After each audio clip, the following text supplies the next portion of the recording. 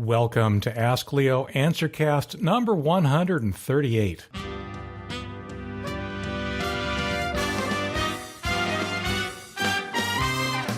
I'm Leo Notenboom, and I'll be answering questions that people have been asking out at AskLeo.com.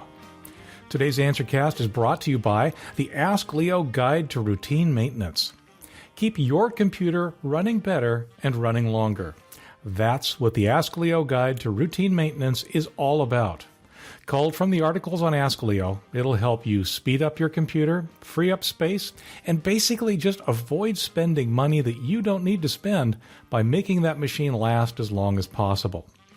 The Ask Leo Guide to Routine Maintenance can be purchased in either of three formats: a downloadable PDF, or as a Kindle book, or as a paperback from Amazon. Regardless of which format you choose, once you register your book using the link that's inside of the book, you'll be able to download the book in any or all of PDF, MOBI, or EPUB formats. Also, once you register your book, you'll get access to companion videos that demonstrate the various steps that are outlined in the book. You know, I see people discarding computers way too early, and it just doesn't have to be that way, especially when the problem that they're really trying to solve is all about software, not hardware. The Ask Leo Guide to Routine Maintenance can help. Visit askleo.com/guide to learn more and purchase your copy today. I have a Lenovo T430 running Windows 7 64-bit. Every time I start this machine, I get the USB inserted sound, not once, but twice. This is when there's nothing connected to the laptop. Do you have any idea why this is happening and how I can track down what hardware is causing this and how do I fix it? It's really no big deal, but it is kind of annoying. Well, the good news here is that aside from the annoyance of the sound, this probably isn't really anything to worry about. I have a couple of ideas. As it turns out, USB isn't only an external interface. We think of it as something that you see and plug into, the sockets that are on the outside of your laptop or desktop computer. But as it turns out, that's not its only use. For example, some manufacturers actually use USB interfaces internally, inside the box. You won't find connectors, but what you may find are the moral equivalent of devices that are connected via the USB interface inside.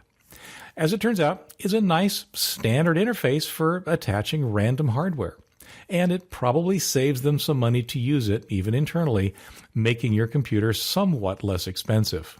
So, theory one is simply that those internal devices are being discovered by the USB interface as if they had been plugged in.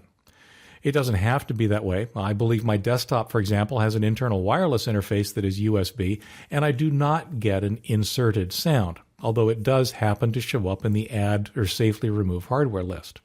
But ultimately, it's possible. It's one of those things that manufacturers can in fact do. The other idea is simply that the USB attached sound is actually assigned to some other system event. So what you're hearing isn't really the USB inserted notification, but some other notification that just happens to use the same sound event. Something that just makes the same sound. So, to fix or change or at least research this, here's what you do. Go into Control Panel, into the Sound applet, and in there you will see a Sounds tab. In Program Events, you'll see a long list of items underneath the Assorted heading. In Windows, you'll find something called Device Connect. Click on that, and in the Sounds box below the list, you'll see which sound has been associated with the Device Connect event. You can now check all the other events to see if that same sound is being used elsewhere. If it is, well, then you know what's up. And of course, the other thing you can do is change that sound to nothing at all to make the sound go away completely. Like I said, I kind of like having USB inserted sounds when I actually insert a USB device, but if it's too annoying and we can't really make it go away some other way, then Assigning no sound to this event might be the way to at least avoid the annoyance. Microsoft Malicious Software Removal Tool seems to have removed Windows Explorer in my Windows XP. What can I do? So, forgive me, but I'm actually very skeptical that Windows Explorer has actually been removed. However, there are a couple of steps that I would have you take to diagnose exactly what's going on and perhaps repair it. To be clear, if your Start menu is still visible and the taskbar is still visible, then Windows Explorer has not been removed. Windows Explorer, besides being the file explorer that you use to actually look at your own files on the computer, it's also the program that displays the Start menu and the taskbar. So if the Start menu and the taskbar are there, then by definition, Windows Explorer is on your computer. Perhaps what's happened is that the shortcut to Windows Explorer has been removed. I could see that happening, although not necessarily as a part of the malicious software removal tool. What I would have you do is simply create a new shortcut to explorer.exe. That's the file name for Windows Explorer. If you create a shortcut that runs that, you'll have Windows Explorer back. So, if you don't have a taskbar and a Start menu, well, okay, then maybe explorer.exe is gone. Type Control-Alt-Delete to bring up the Task Manager. In the Task Manager, click on the File menu and then click on the Run option. In the resulting dialog box, type in explorer.exe, just like we set that shortcut to earlier, and press OK. If all of a sudden you get your Start menu and your taskbar back, well, that means that explorer.exe has not been removed. It just wasn't running. It's still there. Now, if when you try and run explorer.exe, you get a message about the program not being found, then finally, yes, perhaps it has been removed. Although, like I said, I really don't know why that would be. Use the Task Manager trick again to bring up the Task Manager, click on File, click on Run. But this time we're going to run the System File Checker. That's run by typing in sfc space / and then one word scan now, SCANNOW. Click OK and have that run. That's going to scan your machine for missing critical files. And indeed, explorer.exe is considered critical. It's the user interface for Windows. Now, that process may require that you reinsert your installation CD to be able to repair or replace the missing file. But it'll at least give it an attempt. If, ultimately, that doesn't do the trick, then you may need to perform what's called a repair install of Windows, again, using your original installation media.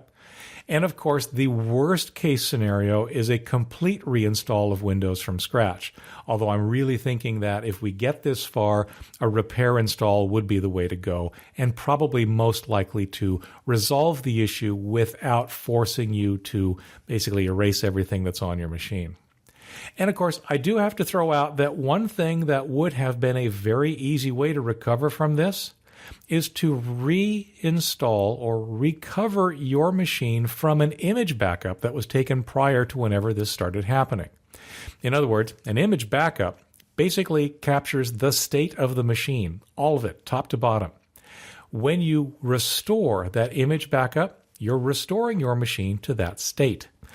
When this kind of thing happens, explorer.exe, for example, gets removed for whatever reason, then simply restoring to a backup that was taken prior to this problem coming up would have immediately made the problem go away. I have a Windows 7 computer and use DU meter to monitor traffic coming in and out of my computer. Every once in a while, such as I'm typing this, I can see a large download coming to my computer.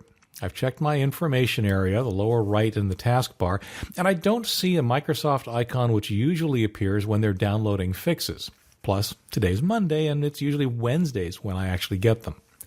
I also have Norton 360, which never really tells me when it's downloading definitions or other program updates. Sometimes a Bing download is from someone who has sent me a large video file without asking or by mistake. I get concerned when I see such activity and I want to protect my computer. I've asked a number of people and searched your site for how to identify what website is downloading to my computer, and I found no answers. I may just not be asking the question correctly, but I suspect you probably understand what I'm looking for. Indeed, I do. And unfortunately, we can't necessarily tell exactly what is being downloaded, but we can take a pretty good stab at what program on your computer is trying to do that download. So first, I do want to clear something up. It's probably not a website that's doing this.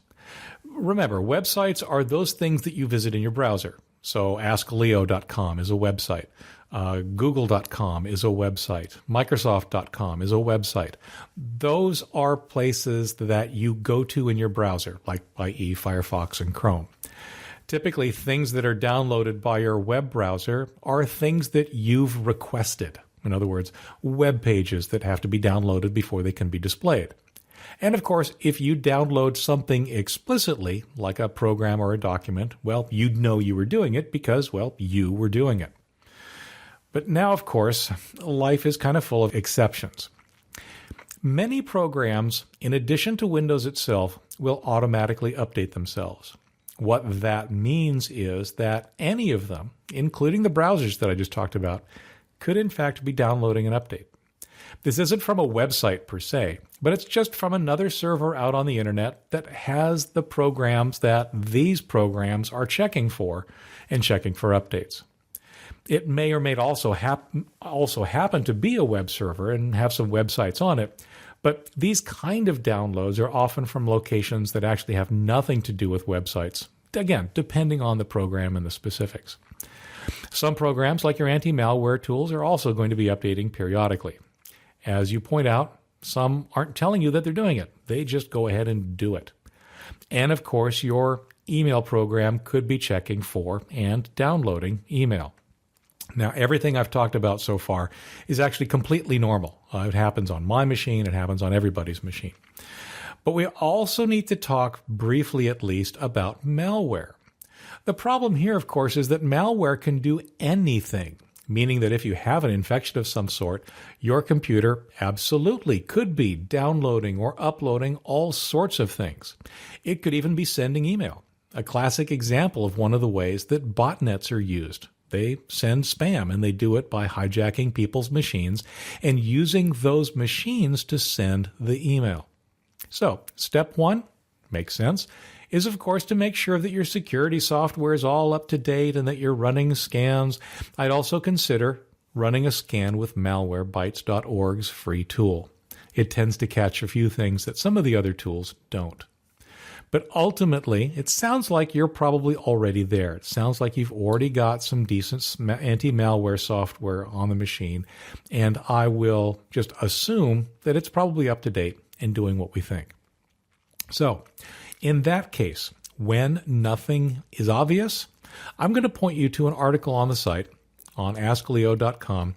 How do I monitor network activity on my Windows 7 machine?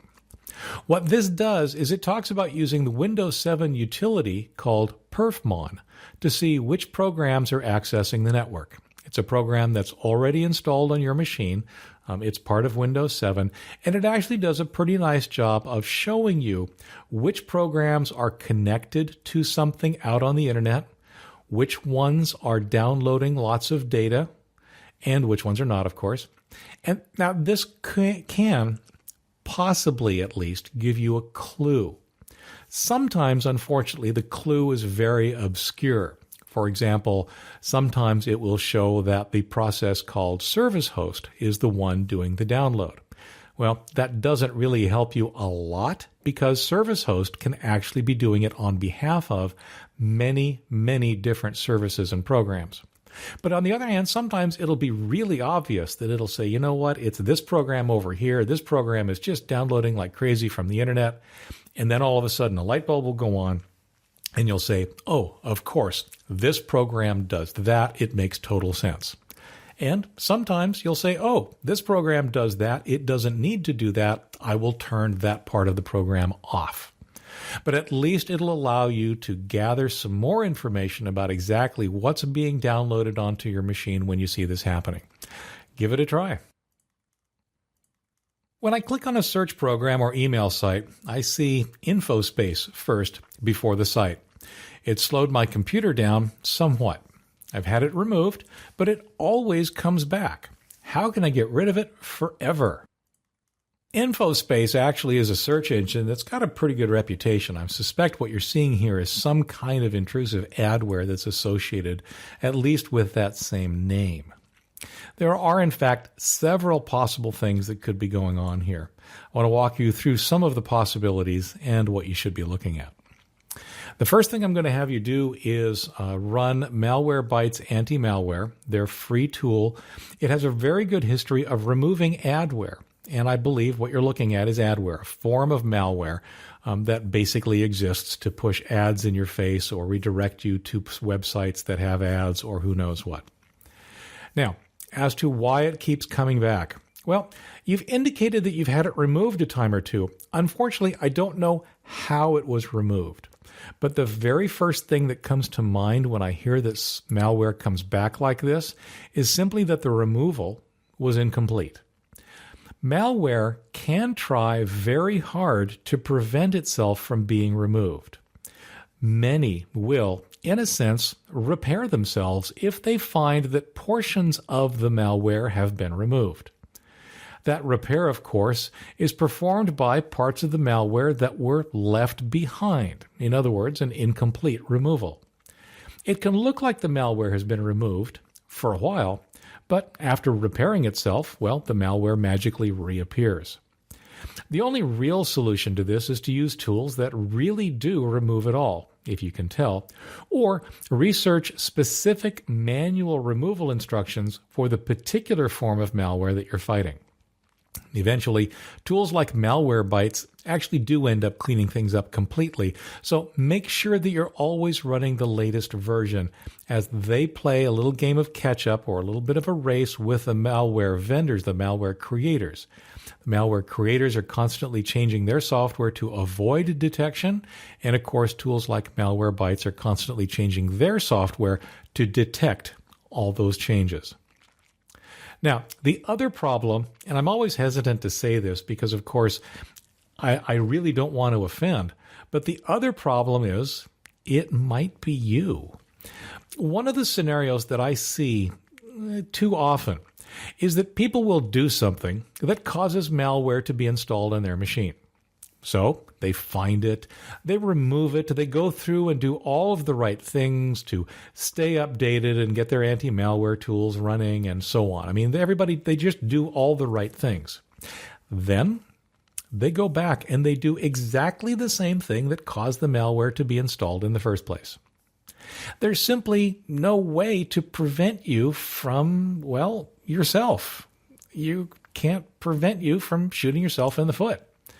So I would also caution that you be careful and particularly watchful of your own actions if you find yourself getting reinfected with the same malware over and over again. It could be a malicious website that you should stop visiting. It could be foistware, software that installs itself as you install something else. That one's easy. Make sure to always check the advanced/custom install options whenever you're installing anything, but particularly downloads from the internet. And of course, it could be in attachments in email that you feel you have to open. Much malware, a lot of malware, is being distributed right now in the form of email attachments. If you're not 100% certain about an attachment that you received, don't open it. So, finally, just a reminder to keep your anti-malware tools, all of them, firewall, antivirus, anti-spyware, it may be one package, it may be multiple packages, but keep all of them, as well as Windows itself and your applications up to date. That's one of the ways that malware spreads is by exploiting vulnerabilities in these various tools. And one of the things that keeping them up to date does is to remove the known vulnerabilities so that there's nothing to exploit. There are times when one might choose to search a company's web page as cached by Google or Bing in the hope of not broadcasting one's IP address to the company by searching its active web page. Does visiting the cached version of a page provide anonymity, at least from the company being searched? If not, is there a way to modify the search to achieve this anonymity short of using a proxy address? It depends a lot on the specific site that you're actually looking at. In many cases, the answer is yes. The original site will never know that you are looking at their content that was cached somewhere else. However, in many other cases, the answer might be very, very different. And unfortunately, it's difficult, perhaps even impossible, to know before you visit which one is which. So I'll start by saying that this is nothing that I would ever count on. If avoiding being seen is important, then I'd either not visit the site at all, in any guise, or I'd use a proxy or something like Tor, the onion router.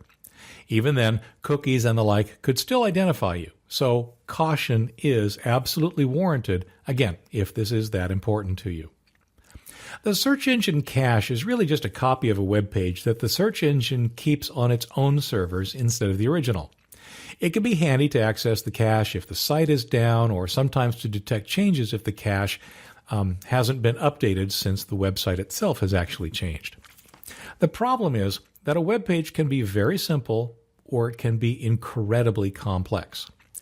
A plain old HTML page with no pictures can be entirely self-contained and thus would be the only thing required and could come entirely from the cache. But let's be honest here, how many plain old web pages do we visit these days? When you start adding images and CSS formatting and web analytics tools and even ads and other dynamic content, all of a sudden web pages are getting incredibly complex. While the original page might come from the cache, the things referenced by that page may not. In fact, they often don't. As a result, things referenced on that page could be a direct sign to the original site that, yep, you visited. Add to that things like cookies that might be saved or sent from prior visits, and it all gets pretty risky. I'm not saying that it will happen. It really depends on too many things that we really don't have any control over or knowledge about. What I am saying is what I said before, is that if it is important to you, it's not something you should count on. Accessing the pages through a search engine's cache is not really a way to guarantee anonymity. I just happened to check my emails and noticed that I had an email telling me that I had asked for my live.com account password to be reset. I had not done this, so I followed the link that confirmed that this was not me. About 2 minutes later, I received an email from Facebook stating that I had attempted to change my password and was this me. I immediately clicked on the link to report that it wasn't the case. What I'm wondering is there any way of finding out how this happened, the location of who, and what was behind this? I checked my session data in Facebook and there were no strange locations there, but then they have failed to log in, so I suppose there wouldn't be. Is anything else of mine at risk? I've checked my bank statement tonight, and I am a little worried. Well, there's only one thing you did that concerns me a little bit. I'm not sure I'm going to get really worried, but to answer your question, ultimately, no, you can't get the information that you're looking for, particularly if they've not actually logged into your account, at least not without a warrant. But I do want to talk about what this might mean and what I would have had you do just a little differently. If you get a password reset email without asking for one, that means that someone entered your login ID into a login page and said, I forgot my password. They clicked on the I forgot my password link or the account recovery link or whatever that particular service happens to provide for people that, well, forgot their password. And ultimately, that's really all it means. Either that, of course, or it's spam, which I'll talk about for a minute. So if it's not you asking for the reset, then you should absolutely not do anything with the message. And that includes the one thing I'd have you do differently. Do not click on links in the message, since the message itself might be a forgery or a phishing attempt. Now, since you're seeing this happen first on one account and then on another in fairly quick succession, it appears that someone's targeting your user ID. They're trying to see if your security is low and if they can somehow break into your account. Perhaps they're looking to see, for example, if you have security questions that are weak or easy to guess. In theory, there's no way that this approach could actually work. Hotmail and Facebook are doing the right thing by using the information in your account to confirm with you before they do anything. That's why I say in theory, because it relies both on your having set up the correct information and the service provider, in this case Hotmail or Facebook, doing the right thing. What this is all leading up to is the importance of setting that information and keeping that information up to date. The kinds of things I'm talking about are secret questions that nobody could ever guess, making sure you have an alternate email address on record and that you still and always have access to that other email address, setting up a mobile or other phone number to which text messages might be sent for security purposes, and whatever other kinds of backup information that service offers to help protect your account. Not only does having that set up help prevent hackers from getting in the first place, it's also the basis for account recovery should you ever actually lose your account for any reason.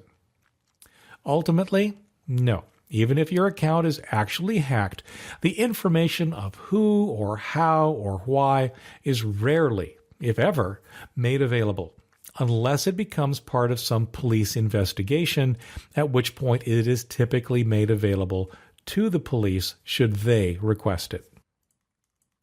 There we have it, another week's worth of answers. I do the Ask Leo Answercast, every week. If you have a question about your computer, the internet, or technology, then head on out to AskLeo.com to search for an answer or to ask your question. You might hear it answered here on a future Answercast. I also put out a newsletter every week. The Ask Leo newsletter includes answers and fixes and safety tips and opinions, and even the occasional answer as to why things are the way they are. Please back up. I plug this every week, and I'm sure that people who are regular listeners are getting really tired of this, but I plug this every week because it's so incredibly important.